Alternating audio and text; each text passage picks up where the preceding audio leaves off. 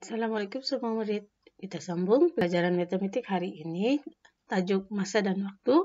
Hari ini kita akan lihat bagaimana menyelesaikan masalah harian rutin. Cikgu akan berikan dua contoh soalan masalah harian rutin. Mari kita lihat contoh soalan.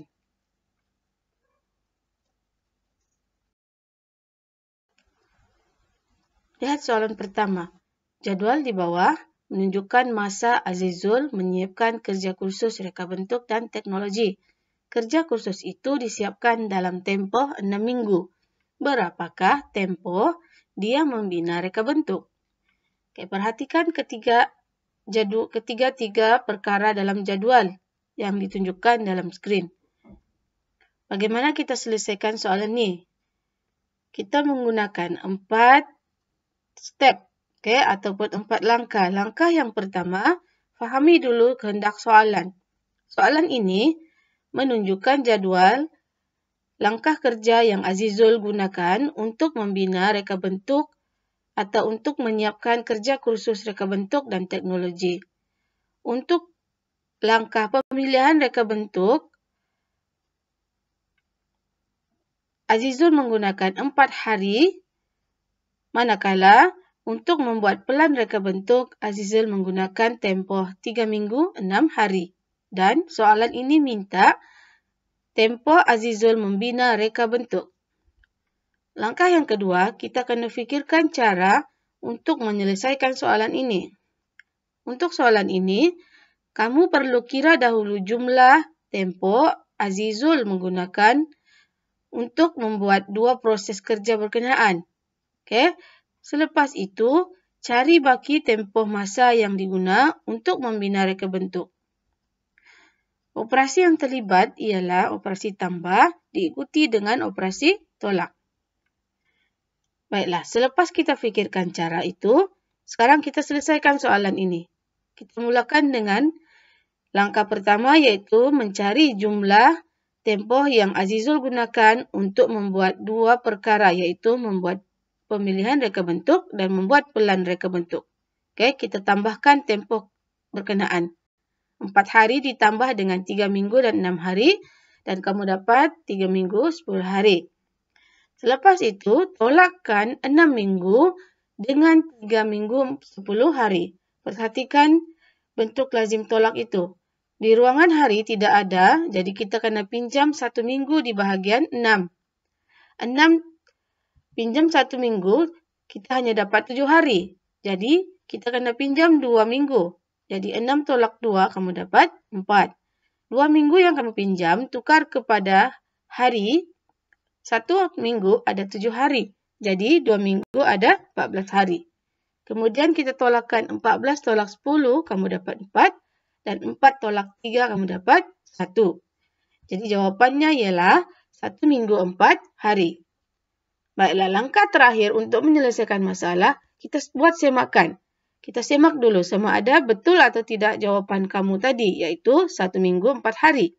Jadi, cara menyemaknya, kita tambahkan semua tempoh yang Azizul guna untuk membuat ketiga-tiga langkah kerja itu. Seperti dalam skrin, tambahkan 4 hari dengan 3 minggu 6 hari dan 1 minggu 4 hari, iaitu jawapan yang kamu dapat tadi. Kita lakukan penambahan seperti biasa dan akhirnya kamu dapat tempohnya ialah 6 minggu. Artinya, langkah kerja kita itu ataupun jawapan yang kamu dapat tadi itu adalah betul. Jawapan kepada soalan ini ialah 1 minggu 4 hari.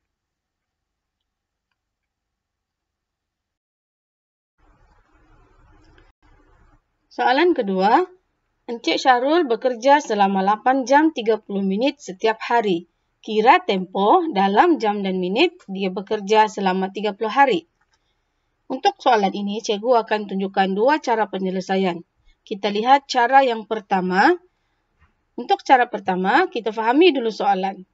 1 hari dia bekerja selama 8 jam 30 minit. Dan soalan ini minta kamu kira berapakah jam dan minit dia bekerja selama 30 hari. Selepas kita fahami soalan, kita fikirkan cara. Cara untuk mengira tempoh masa bekerja Encik Syarul bagi 30 hari, kamu darabkan 8 jam 30 menit dengan 30. Kenapa darab 30? Kerana soalan ini minta kamu kira tempoh untuk 30 hari. Oke, sekarang kita buat langkah kerja atau selesaikan. Darabkan 8 jam 30 menit dengan 30. Mula mendarab di bahagian minit. 30 darab 30. Sifar darab sifar ialah sifar. Sifar darab 3 ialah sifar. 3 darab sifar ialah sifar. 3 darab 3 ialah 9. Kemudian kita darab 30 ni dengan 8. Sifar darab 8 ialah sifar. 3 darab 8 ialah 24. Selepas itu kita tambah di bahagian minit. Dan tambah juga di bahagian jam. Kamu akan dapat sini 900 minit dan 240 jam. Perhatikan bahagian minit. 900 ini sudah sangat lebih daripada 60 minit. Kenapa lebih 60? Sebab 1 jam ada 60 minit kan? Jadi, kamu perlu tukarkan 900 minit ini kepada jam. Berapa banyak mau ditukar? Kalau ikut langkah kerjanya, kamu perlu menolak 900 ini dengan 60 sehinggalah kamu dapat bakinya kurang daripada 60. Bila dikira, berapa kali kamu perlu tolak atau berapa perlu ditolak, 900 ini kita tolak juga dengan 900. Kenapa 900? Sebab 900 minit itu bersamaan dengan 15 jam. Maksudnya, 900 itu perlu kamu tolak dengan 60 sebanyak 15 kali. Baik, selepas kita tolak, kamu tambahkan 15 di bahagian jam dan kamu dapat jawapan 255 jam dan sifar minit. Jadi soalan ini jawapannya 255 jam sifar minit. Itu langkah ataupun cara yang pertama. Kita lihat cara yang kedua pula untuk selesaikan soalan ini.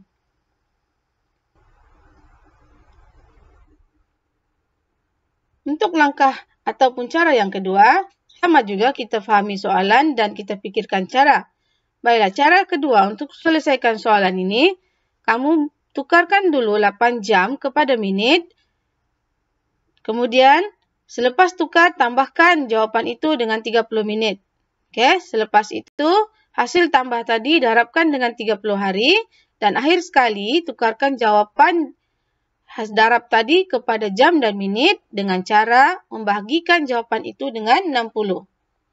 Mari kita lihat contoh pengiraan. 60 minit darab 8, kamu dapat 480 minit. Itu adalah cara untuk menukar 8 jam kepada minit. 480 minit tadi tambahkan dengan 30, kamu dapat jawapannya 510 menit.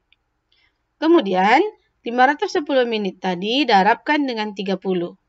Kita mau dapat jawapan dahulu berapa minit dia bekerja untuk tempoh 30 hari.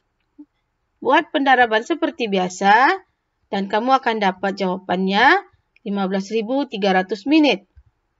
Soalan ini belum lagi selesai. Kenapa belum? Sebab kamu baru dapat jawapan dalam minit.